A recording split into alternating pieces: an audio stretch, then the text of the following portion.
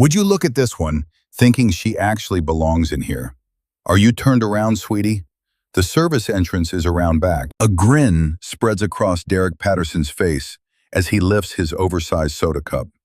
It's 9:45 on a Tuesday morning at JR Enterprises, a high-end tech firm with a lobby that shines with polished marble and sleek glass. In one swift motion, he upends the entire drink right over her head. The dark, sticky cola completely soaks the woman. It runs through her hair, down her face, and all over her expensive coat, splashing onto the spotless floor while the other receptionists just howl with laughter. "Derek, that's your best one yet," one of them shrieks. "We figured you were here to clean the bathrooms." Wendy Anderson just stands there, drenched and visibly shaking. "I need to see a manager." Derek is laughing so hard he has to wipe tears from his eyes. "Lady, you don't have any business being in this building." But in 10 minutes, the owner of the entire company is going to step through those doors, take in the scene, and say 3 little words that will bring their world crashing down. Just look at her, acting like she has any right to be here. "You seem a little lost, honey." The staff entrance is in the rear. Derek Patterson smirks, hoisting his giant soda. It is 9:45 on a Tuesday morning inside JR Enterprises, an elite tech company whose lobby gleamed with glass and marble. He inverts the entire cup over her head. The cola drenches the woman from head to toe, matting her hair, streaking her face, and ruining a costly coat before it puddles on the immaculate floor. The other receptionists burst into hysterical laughter. "Derek, that prank was classic. We honestly thought you were applying to scrub our toilets." Wendy Anderson stands frozen, soaked and trembling. "I have to speak with someone in management." Derek dabs at the tears of laughter on his cheeks. "Ma'am, a person like you doesn't even get to step foot in a place like this." In just 10 minutes, the company's owner will enter through that very doorway. When he witnesses what they did, he will speak 3 words that will make their entire world unravel. Wendy inhales slowly, forcing herself to remain composed, even as cold soda trickles down her neck and seeps into her silk blouse. The coat itself was $2,000, but the price isn't what stings. The laughter is what truly hurts. The way these 3 young people are gawking at her as if she's a spectacle for their amusement. "I would like to file a formal complaint," she says, her voice unwavering and professional. "What just occurred here was assault." Ashley Morgan, the blonde receptionist, smothers her giggles just long enough to lean across the desk. "A complaint?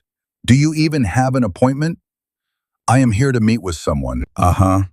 Ashley's smile was pure condescension. "We don't often get drop-ins from your side of town. This is a private facility." Derek was already recapping the story for Brittany Collins, the 3rd receptionist. He was embellishing the details to make it sound even more dramatic. "She seriously just strolled in here like she was somebody important.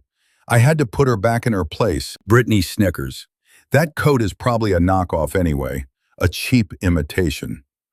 Wendy places her handbag on the counter. The gesture is deliberate and controlled. If she lets her temper flare now, they'll summon security. They will paint her as aggressive and threatening, everything they've already decided she is. But as she places the bag down, something metallic catches the light. It's an engraved keychain that reads, JR Enterprises Executive Access.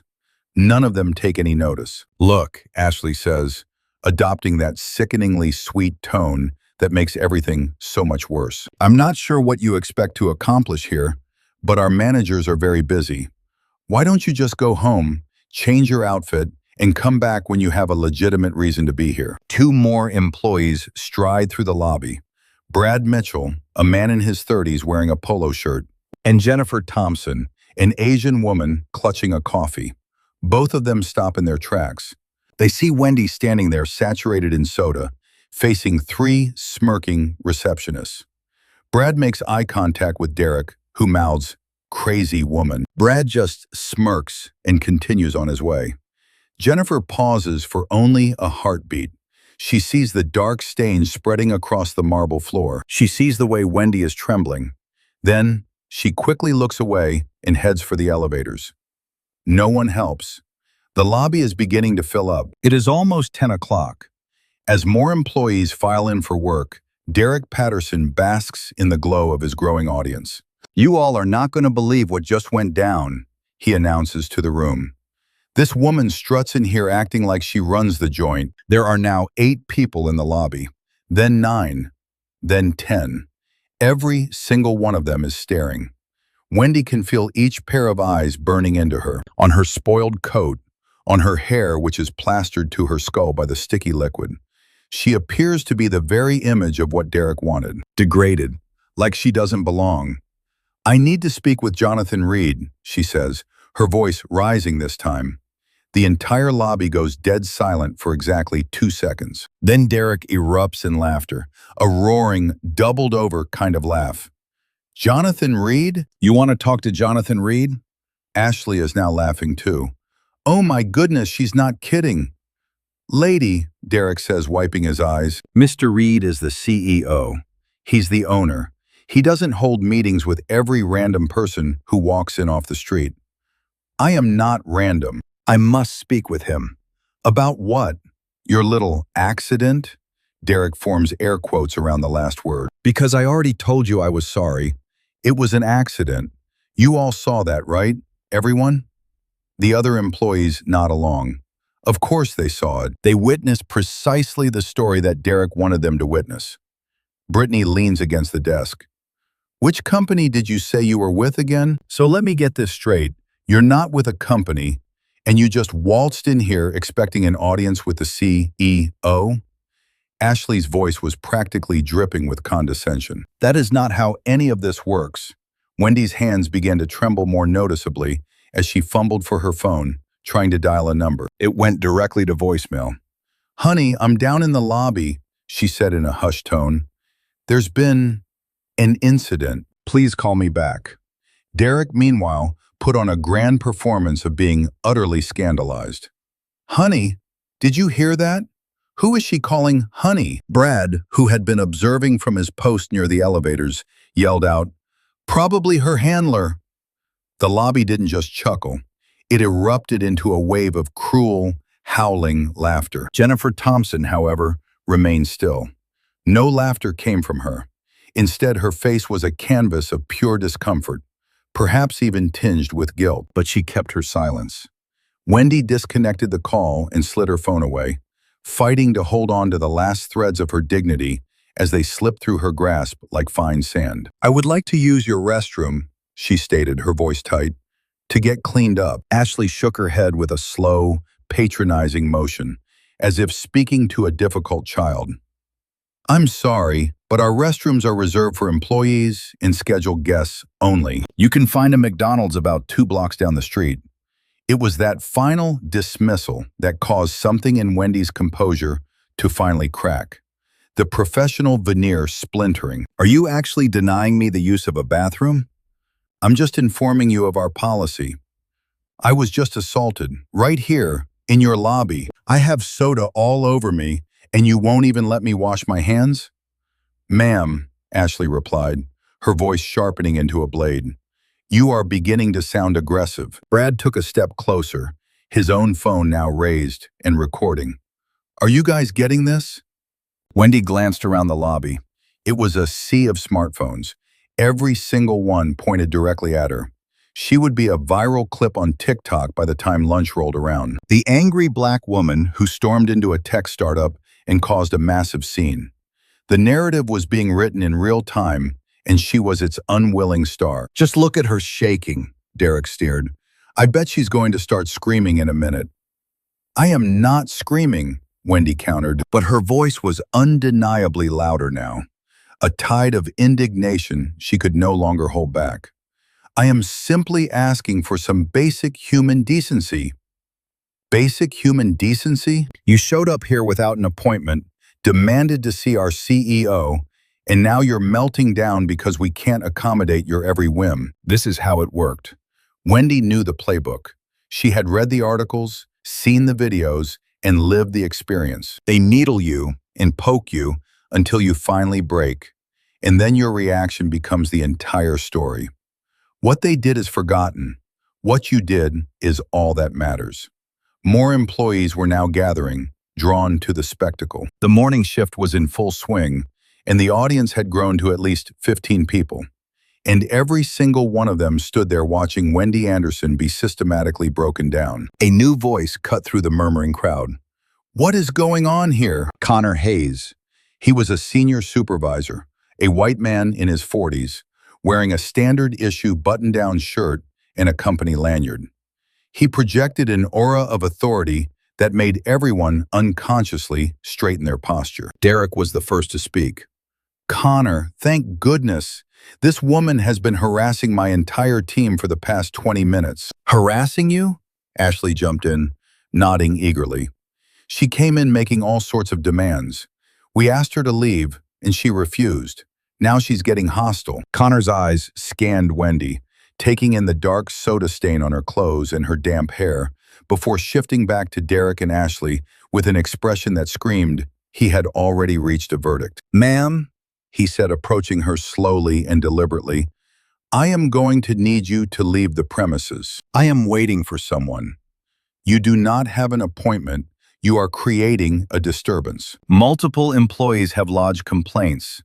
Wendy's voice rose, betraying her. "A disturbance? Your employee assaulted me with a drink." "That isn't what I heard," Connor replied flatly. "What I heard was that there was an accident and you overreacted." "An accident?" "He used a slur and poured a can of soda over my head." Connor's expression remained unchanged, a mask of indifference. "Ma'am, I am hearing a great deal of accusations, but what I am seeing is a person who is acting increasingly aggressive." "I am not being aggressive. You are raising your voice. You are making the staff here uncomfortable. You need to leave voluntarily, or I will be forced to call security." This was it. This was the exact moment where the situation spiraled from merely bad to utterly impossible. Derek saw his opportunity to twist the knife. "She was taking pictures of us earlier on her phone," he announced, a complete fabrication. "She did it without our permission." "That is a lie. I saw her do it too," Ashley added without a moment's hesitation. Brittany nodded in agreement. "Yeah, she was 100% recording us." Connor's hand moved to the radio on his belt. "Ma'am, if you have been recording our employees without their consent, that is a serious violation." "I did not record anyone." "Then I'm sure you won't mind if our security team just takes a quick look at your phone." Wendy's breathing became shallow. She was completely and utterly trapped. If she said no, she would look guilty. If she agreed, she would be submitting to a search based on a foundation of lies. "I want to speak with Jonathan Reed," she said again, playing her final card. "I am married to the owner of this company. My name is Wendy Anderson." The lobby fell into a deafening silence. And then, Derek completely lost control. He was laughing so hard he had to grab the edge of the desk for support. "Oh my God," he wheezed. "Oh my God, she's completely delusional. Married to Mr. Reed?" Ashley shot a look at Brittany. "Is she being serious right now?" Connor's face hardened into granite. "Ma'am, making false claims of this nature is not helping your case." "It isn't a false claim. Jonathan Reed is married," Ashley shot back, her fingers flying across her keyboard. "I've seen the photos. His wife is a supermodel. She's been featured in Forbes and Vogue." She angled her monitor for everyone to see. "She definitely doesn't look anything like you." That last comment hit her like a physical blow. From somewhere in the audience of onlookers, Brad shouted, "Somebody get the cops." "She's probably running some kind of scam," Connor added. "Good call." He gave Ashley a nod. "Do it." Ashley immediately grabbed her phone. A sob caught in Wendy's throat. "Please, just give me a minute. He's almost here." "Lady," Derek scoffed, "this isn't some storybook. Your Prince Charming isn't riding to the rescue." All around them, more phones came out, recording every second. Wendy could practically write the TikTok captions herself. "CEO's wife goes nuts." Or maybe, "Epic Karen meltdown at Silicon Valley HQ." And the one that stung the most, "Black woman tries to con her way past security." She shut her eyes, forcing herself to breathe. Humiliation wasn't new to her. She dealt with racism her whole life, but this, being branded a liar for telling the absolute truth, facing arrest inside her own husband's building, this was a whole other dimension of awful. "Please," she whispered to no one in particular, "just 5 more minutes." The words vanished into the noise. The crowd parted to let 2 security guards through. The first was Tyler Brooks, a black man in his 30s, his uniform crisp and professional. His partner, Diane Foster, was a white woman with cropped hair and a face that promised zero patience. Connor wasted no time launching into his version of the story. He painted a picture that was neat, tidy, and perfectly designed to get this problem handled with maximum speed. "Unstable individual," he began, "who forced her way in without an appointment, assaulted an employee, and is making delusional claims about knowing the CEO. She's refused to leave, and we suspect she's here for identity theft or even corporate espionage." It was a masterclass in twisting the truth, a narrative built of half-truths and outright lies. And now it was the official record. Tyler was the one who stepped toward Wendy. His tone was standard procedure, but there was a hint of something other than accusation in it. "Ma'am, could I please see some ID?" Her hands trembled so violently it took 2 tries to pull her wallet from her purse. She fumbled with her driver's license and handed it over.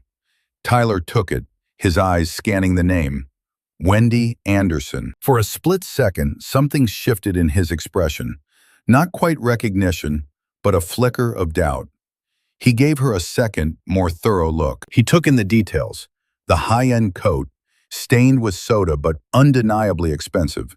The designer handbag. The poise she held onto, even now. "We should call up and verify this," he said to Diane. "Are you kidding me?" Diane shot back.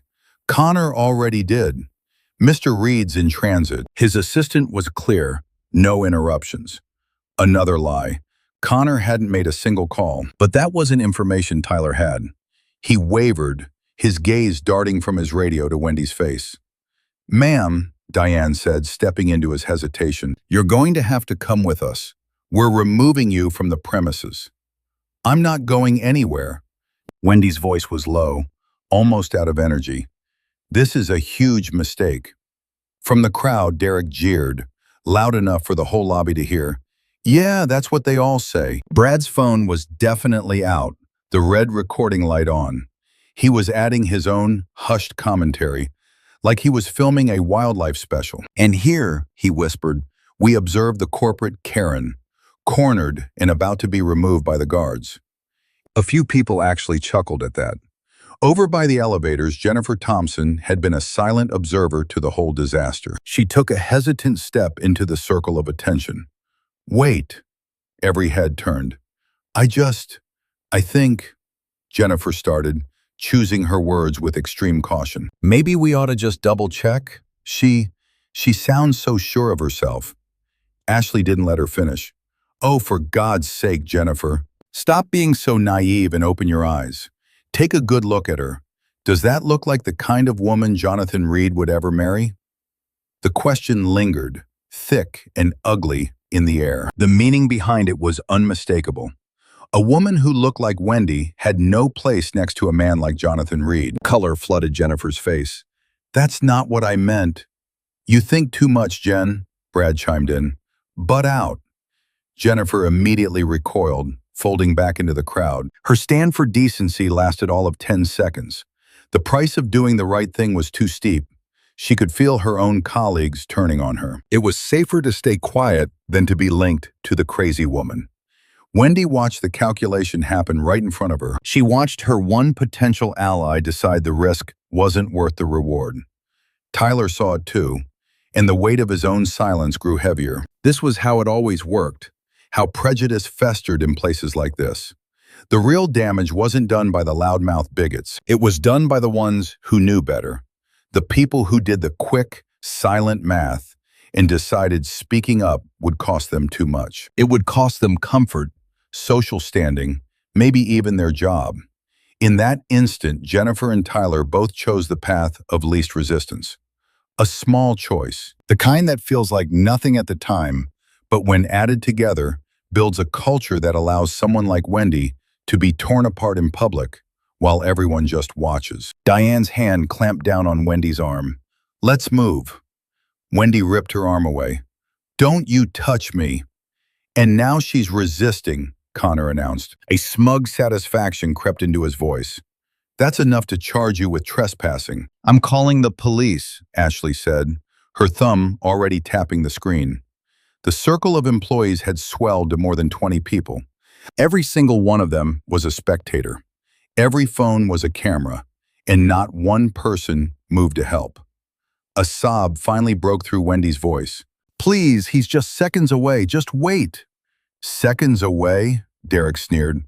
"Lady, that's been your story for the last 20 minutes. He's stuck in traffic. He just texted me." "Oh, I'm sure he did," Derek shot back. "And I'm having dinner with Beyoncé tonight." That got a fresh wave of laughter from the crowd. Wendy was trapped. A security guard on her left, another on her right, and a wall of hostile faces in front of her. Escape was right there, shimmering through the glass doors that led to the street. An exit to anywhere but this room. She had the option to leave, to simply walk out and sidestep the arrival of the police. She could avoid the cuffs, the final, crushing humiliation. But to flee was to let them win. To walk away would be an admission that she was out of her league, a confirmation that people like her weren't meant to stand their ground in towers of glass and steel. That's why she stayed. So she stood her ground, drenched in sticky soda, her entire body trembling with a cocktail of fury, fear, and shame. And she did not move. Tyler's gaze dropped to his radio again, his brow furrowed with the telltale confusion of someone who knows something is fundamentally wrong but can't put a finger on what it is. "Connor," he said softly, "I seriously think we should get verification before they what? Let some obvious liar waste even more of our time? Get your head in the game, Tyler." And that was it, the thinly veiled command. Use your head. It meant stop thinking. Do as you're told. Don't make this complicated. Tyler went silent. Wendy closed her eyes, feeling like the only person on an empty planet. She was speaking the truth in a building constructed on lies, a force of nature in a space that respected only one kind of authority, and that very authority was about to stride through the entrance. But a part of her feared she wouldn't have the strength left to see it. A crackle of static came from Diane's radio. "Security, this is the front gate. Mr. Reed's car has just entered the executive parking area." The moment stretched, and time seemed to slow. Wendy's eyes flew open. A frown creased Connor's face. He wasn't expected until 11 o'clock. "Traffic must have been lighter than forecast," the radio voice offered. Derek and Ashley traded a smug look. They weren't concerned in the slightest. What reason did they have? This woman couldn't possibly be married to the CEO. The thought was preposterous, impossible. But Tyler's eyes caught something else. He watched as Wendy's entire demeanor transformed. The look of utter defeat evaporated, replaced by an emotion he hadn't seen on her before. It was hope. Through the towering glass entryway, a polished black luxury SUV slid into the parking spot marked with the name J. Reed. The driver's door swung open. The soles of fine Italian leather shoes made contact with the concrete. Wendy's posture became ramrod straight. "You might all want to take a step back," she said, her voice barely a whisper. No one moved. The glass doors slid open, and Jonathan Reed entered, his focus on the phone in his hand, radiating a cool, casual Tuesday morning vibe. The man moved with the effortless confidence of someone who had spun a startup from nothing into a global empire. He finally glanced up from his device, his eyes registering the strange gathering in his lobby, seeing 20 employees standing around as if they were taking in a performance. The bafflement instantly curdled into something else, something cold and incredibly dangerous. "What in the hell is going on in here?" Every single person in the lobby snapped to attention. That was the effect of Jonathan Reed's voice. It didn't need to shout to command a room. Connor's attitude pivoted instantly, his tones shifting from domineering to sickeningly servile in less than a second. Mr. Reed, sir, we have a trespasser situation that we were just... But Jonathan wasn't listening to Connor. His voice dropped, becoming quiet and lethally calm. That is my wife. The entire lobby fell dead silent. This wasn't the kind of quiet that waits for the next word. It was the kind that sucks the very air from your lungs. All the color vanished from Derek's face. His mouth hung open, but no sound emerged. Ashley's hands were frozen solid on the polished surface of the reception desk. Brad's phone dangled, forgotten at his side. Connor just stood there, his mind struggling to compute what he had just heard. Jonathan crossed the marble floor in 5 purposeful strides. Wendy's hard-won composure finally shattered. Her voice was unsteady but sharp. I came here to surprise you for our lunch date. I was physically assaulted, openly mocked, and stripped of my dignity. They were about to have me arrested. Connor's words tripped over themselves. Sir, it was a simple misunderstanding. A misunderstanding? My wife is soaking wet. She is cornered by security, and one of you called the police on her inside my own building. He pulled his phone from his pocket, dialing without a glance. Call off that police dispatch immediately. Then his thumb hit another number on his speed dial. Get me HR, legal, and the entire executive board in the main conference room. 5 minutes. This is non-negotiable. I don't give a damn what they're in the middle of. He turned to Derek, his eyes raking over him with unveiled disgust. Your name. Derek could barely get the words out. Derek, it's Derek Patterson, sir. Derek Patterson, you threw a drink on a woman who was standing in my lobby. It was an accident, Mr. Reed. I swear it was. Do not lie to me. I can have the security tape queued up in 30 seconds. Ashley jumped in, her voice pitched high with desperation. Mr. Reed, she wouldn't identify herself. She refused to tell us who she was. Jonathan pivoted on her so fast she flinched away from him. She shouldn't need to announce her net worth to be treated like a human being who has walked into a public space.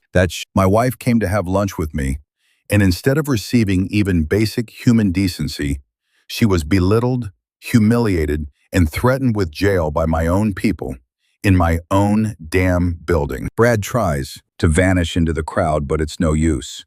You, Jonathan says, his finger pinning the man in place. You're the one who made a crack about pimps. I heard it. All the color drains from Brad's face. Sir, that wasn't me. We have security footage, don't we? Everything gets recorded. Jennifer Thompson is crying now, but silently. The realization is hitting her that she could have prevented this, that she should have. Jonathan notices her. You are about to speak up. Jennifer can only nod, tears now carving paths down her face. I should have done more. Yes, you should have. He says it not as a cruelty, but as a simple, hard fact. But you made the effort. That counts for something. Then his focus widens to the entire lobby, to every single person watching. What you all just took part in is a perfect example of what discrimination is. Some of you laughed, some of you filmed it, and many of you just stood there in silence when you knew deep down that this was wrong. His eyes land on Tyler. You had second thoughts. Tyler gives a slow, hesitant nod. I thought we needed to confirm who she was first. Then why didn't you speak up? I should have followed my gut. Yes, you absolutely should have. Jonathan pulls Wendy into his side. She's trembling, still trying to make sense of it all, fighting to hold on to the last shreds of her dignity after it was torn from her over and over for the last 30 minutes. Connor, Jonathan's voice is ice. You are suspended. Starting right now. Badge and radio. Sir, I was just following protocol. You fabricated a story. You said you contacted my office. You never did. Surrender your badge or I will have security escort you out and take it from you. Connor's hands tremble as he unclips his ID. The humiliation is a visible stain on his face. He places the badge on the desk and heads for the exit without saying another word. Derek, Ashley, my office, immediately. The casual pace shattered. Suddenly they were a blur, scrambling for the elevator. Jonathan locked eyes with Diane.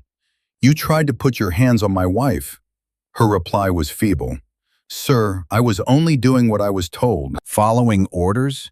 His voice is dripping with disgust. "Why does that sound so familiar? We will be discussing your employment status later." He turns back to Tyler. "You, stay here. I want a detailed report of everything that you witnessed." Tyler nods, a mixture of relief and shame washing over his face. Jonathan speaks to the remaining crowd one last time. "The rest of you can return to work, but I want you to understand something. Today was a learning experience. Today you all found out what happens when good people choose to remain silent. This is the result when bigotry isn't challenged, and when people abuse the little power they have." He stops, locking eyes with several people in the crowd. "This morning, some of you failed a fundamental test of human decency. We are going to be talking about that. Every single one of us, company-wide. Because if this can happen to my wife, it can happen to anyone. And I refuse to run an organization where this is considered acceptable." The crowd begins to drift away, slowly, almost disappointed. They were hoping for more drama, but the spectacle is over, at least the public part of it. Jonathan guides Wendy toward the elevators, his arm firmly around her shoulders. She's finally leaning into him, letting her composure crack just a little. "I'm sorry," he whispers. "I am so sorry. This isn't your fault." "Of course it is. I'm the one who built this company. I'm the one who fostered this culture. Or so I thought. Obviously, I was mistaken." The elevator doors slide shut behind them. In the lobby, the air is thick with whispers. Phones are quickly being pocketed. The show may have ended, but the consequences are only just beginning to unfold. Inside the glass-walled conference room, Derek and Ashley are standing, just waiting. They know what is coming for them. Tyler is typing up his report, his hands still unsteady. Jennifer sits at her own desk, staring at her monitor without really seeing anything on the screen. Brad has already fired off texts to 3 different people, desperately asking if they think he's going to lose his job. And in the lobby, where a soda stain still mars the expensive marble, a feeling hangs in the air that something has just fundamentally changed. The illusion has been cracked. The comfortable lie that this was a forward-thinking, inclusive place to work was just utterly shattered. Because Wendy Anderson walked into this building and was treated like she was less than human, not for doing anything wrong, but for the way that she looked. And everyone in this building just learned a very hard lesson. Actions have consequences. Inside the conference room, its glass walls putting everyone on display for the entire office. Jonathan Reed is seated at the head of the table. Wendy is right beside him, having changed into dry clothes from her car, but the trauma is still clearly visible in her eyes. Across from them sits Patricia Wilson, the HR director, a black woman in her 50s, wearing glasses and an expression that looks like it could freeze fire. Next to her is Stephen Carter, the legal counsel, a white man in his 40s who is already scribbling notes as if he's prepping for a trial. The security tape plays on the large screen. Every word, every laugh, every single vicious joke. You see Derek calling Wendy a derogatory slur, the deliberate spilling of the soda, Ashley blocking her from using the bathroom, Connor lying about having called Jonathan's office, Brad's comment about pimps. Every bit of it was captured in high definition, 4K.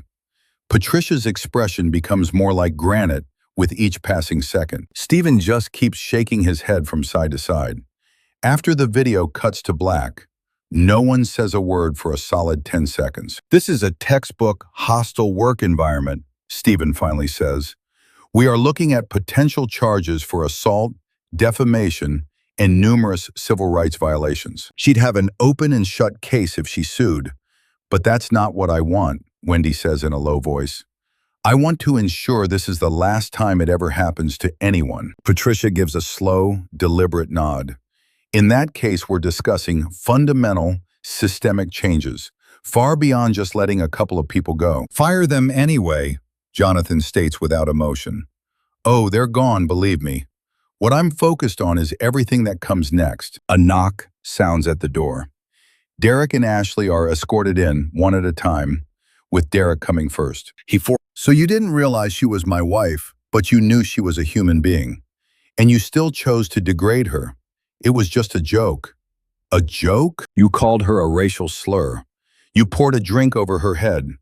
You told her that her place was cleaning toilets. Which part of that did you find amusing? Derek is silent. You insinuated she was from the ghetto, that her coat was a cheap knockoff. You suggested she was meeting her pimp. Those aren't jokes. That's just pure, unadulterated racism. I'm not a racist. Your behavior proves otherwise. Jonathan leans in, his voice cold. You're terminated, effective immediately. Security will see you out. He is actually weeping. Ashley is brought in next, already in tears, her makeup streaked down her face. I'm so sorry, Mrs. Reed. I had no idea who you were. Before Jonathan can speak, Wendy does. Would it have made a difference if I were a stranger? Would you have treated me with basic decency then? Ashley's mouth hangs open. She tries to form words, but nothing comes out. I don't know. And that's the core of the issue, Wendy says gently. You don't know. You never stopped to think. You simply made an assumption. Ashley is now openly sobbing. I am so sorry. I was wrong. I admit I was completely wrong. You blocked me from using a restroom, Wendy goes on. You escalated things by calling the police on me. Patricia intervenes. Ashley Morgan, your employment is terminated, effective immediately. You have the same 30 minutes as Derek. Ashley exits, her sobs even louder now. Once she is gone, Jonathan gets up and begins to pace.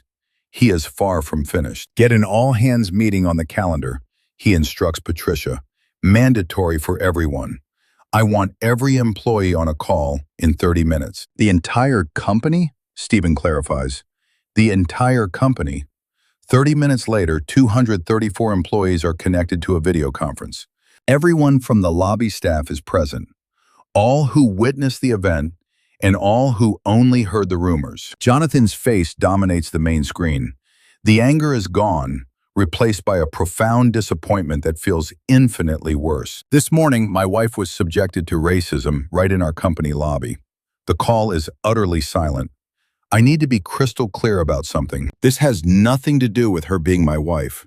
This is about a black woman being treated like she was less than human in a place that supposedly champions inclusion and diversity. He then plays a condensed clip from the security cameras, showing 3 minutes of the most awful moments. Audible gasps can be heard from the participants. Those who weren't present are witnessing the incident for the first time. Derek Patterson and Ashley Morgan have been fired. Connor Hayes is on suspension while we conduct a further review.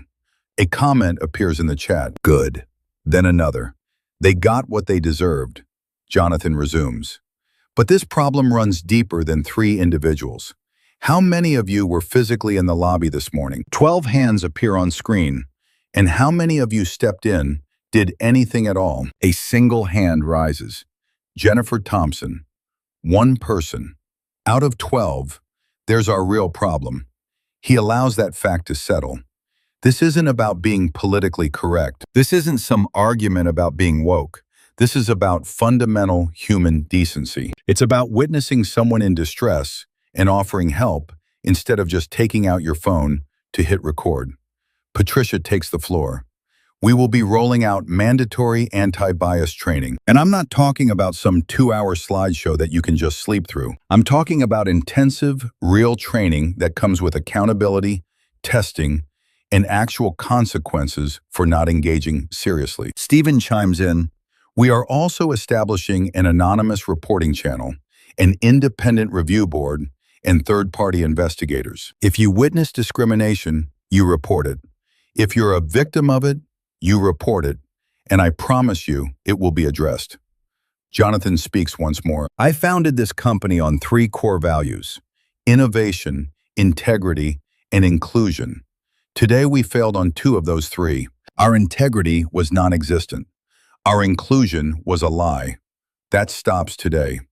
He pauses, staring into the camera. I don't expect any of us to be perfect, but I absolutely demand accountability. We messed up today. I messed up because I fostered a culture where this was allowed to happen. A culture where my own staff felt empowered enough to treat another human being this way in our front lobby. A question from the chat pops up. What happens to the people who just stood by? A very good question. Jonathan replies, for everyone who watched and remained silent, this is what comes next. You will get a single chance. 1. You will participate in the training. You will confront your own biases, and you will be better. Because the next time something like this happens, staying silent will no longer be a neutral choice. The meeting concludes. The video call ends. The conference room is quiet, occupied by only Jonathan, Wendy, Patricia, and Stephen once again. Is any of this actually going to make a difference? Wendy asks, her voice barely a whisper. Patricia gives her a serious look. That is entirely up to us, and whether we see this through. Training by itself is never the answer. The real solution is a combination of training, plus real consequences, plus a fundamental culture shift, plus unwavering commitment from leadership. Then we'll see it through, Jonathan says, whatever it takes. Stephen snaps his laptop shut. I'll start drafting the new policies immediately. A charter for an independent review board, a new reporting system, a complete framework. We can have a draft ready in 48 hours. They weren't finished, not by a long shot, but it was a beginning. 3 months later, the lobby at JR Enterprises felt different. The changes were not obvious at first glance. The marble floors still shone, the glass walls still gleamed, but something fundamental had been altered. A new art piece now graced the main wall, its large letters proclaiming the company's new creed. Innovation, integrity, inclusion. Beneath it, a smaller inscription. We don't just say it, we live it. Behind the reception desk, there were new faces. Stacks of new training materials were intentionally left in plain view. A QR code on the desk provided a direct link to the anonymous reporting system. This wasn't a performance, it was a structural overhaul. Jennifer Thompson strolled through the lobby, carrying her morning coffee. The lanyard around her neck identified her as part of the D&I committee. In fact, she wasn't just on the committee, she was leading it. It had been Jonathan's idea. Empower the very person who tried to speak up to be the one who could make actual changes. She had taken the responsibility to heart, implementing monthly audits, staff-wide surveys, and regular town halls where anyone could voice their concerns without fearing retaliation. Tyler Brooks was there as well, now serving as the new head of security. He was now training new guards on bias awareness, teaching them the same hard lesson he had been forced to learn.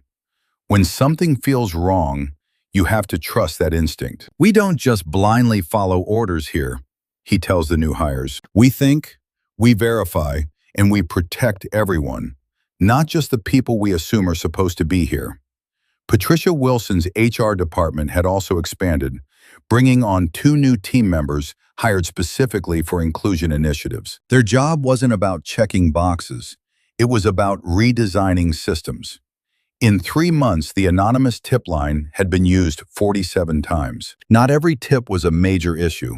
Some were petty grievances, but 3 were legitimate cases of discrimination that were caught early and handled before they could escalate. That was precisely the goal. Catch it early, deal with it, don't let the poison spread. So what happened to Derek and Ashley? Derek Patterson was terminated. He struggled to find new work. His name was now permanently attached to that video. It went viral just as he had feared, but not in the triumphant way he'd imagined.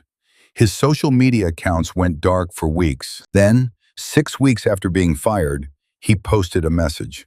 It was a real apology, not one of those, "I'm sorry if you were offended," cop-outs. It was the, "I was wrong, and I'm working to understand why" kind of apology. He started attending community workshops and racial justice training, not because a court ordered him to, but because he was slowly beginning to grasp the gravity of what he'd done. Redemption is never guaranteed. He isn't owed forgiveness just for starting the process, but he is learning, and that matters.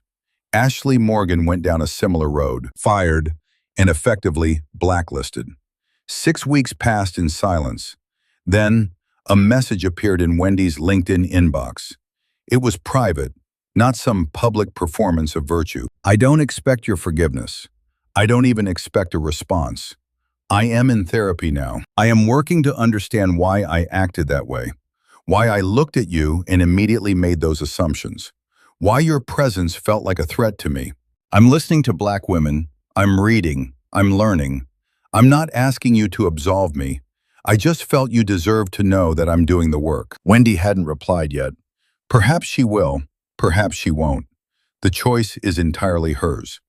Because this is the fundamental truth about redemption. It is never owed. It must be earned. And it is not earned for the victim's benefit. Securing a future for Derek and Ashley was never Wendy's burden to bear.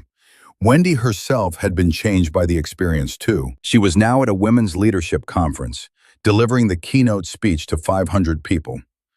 What happened to me wasn't unique, she says from the stage. It was just filmed. It's what happens every day in lobbies, break rooms, elevators, and boardrooms. The question isn't, what would you do if you were me? The question is, what are you doing when you are the witness? She had found her voice as an advocate. It wasn't really a choice she made. It was because staying silent would have felt like a betrayal of every other person who had gone through the same thing when the cameras weren't rolling. She and Jonathan had since established a scholarship fund. It provides a full ride for Black women in the tech industry. It has already funded 5 students. In the final scene, Wendy walks through the JR Enterprises lobby once more. It's a different day. She's wearing different clothes. This time, there's no soda. The new receptionist smiles warmly. Good morning, Mrs. Reed. Good morning, Sarah. Your meeting is at 10 o'clock in conference room B. Wendy isn't there to visit Jonathan. She's there for a meeting of her own. She now serves on the company's board of directors, in an advisory role focused on culture and inclusion. She walks right past the spot where she stood 3 months ago, feeling humiliated, soaked, and completely alone. Now, she walks through that same space with her head held high, not because her husband's name is on the building, but because she refused to accept that she didn't belong there. Wendy's story concluded with accountability, genuine consequences, and systemic change. But thousands of similar stories do not end that way. Every single day, someone walks into a space where they are immediately presumed to be an outsider. Every single day, people who see something choose to say nothing. And every single day, power is exploited until one person finally says, no more. But this is the question that really matters. In this narrative, which role do you play? When you witness an act of unfairness, do you become a Derek? Are you the one who pulls out a phone to laugh and record? Are you the Ashley, the one policing the unwritten rules of who is worthy of common courtesy? Are you the Connor, defending the system at the expense of the person? Or could you be the Jennifer, imperfect, a little late to find her voice, but ultimately willing to stand up? Or maybe you're the Tyler, the one who felt that pit in their stomach, knowing something was deeply wrong, and now wishes they trusted that instinct sooner. The culture never shifts until a critical mass of us agrees that it has to. So, make your choice. Tell us below. Have you ever seen prejudice in your workplace? How did you react? Forward this to someone who needs to feel the real weight of those small paper cuts. And if you believe human dignity is never up for debate, hit that like button. Model.